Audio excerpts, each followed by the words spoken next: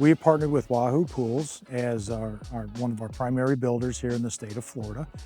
The relationship started a little over a year and a half ago with David Green and his team.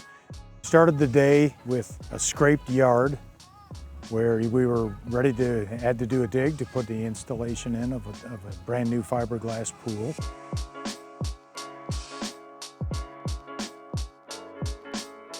So the process is very simple. You dig an excavation that is the same depth and potentially a little bit wider than the actual pool will be. Then the pool will come in. It comes in on a truck. It's lifted with a crane. It's then craned over the house and set into the excavated hole.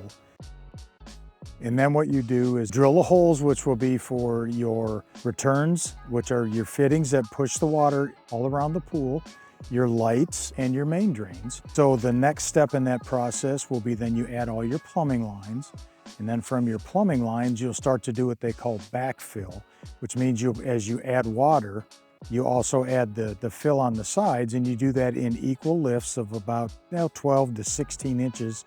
And at the same time, then you have beautiful finishes that we put on your pools from the inside, which also last years and years and years.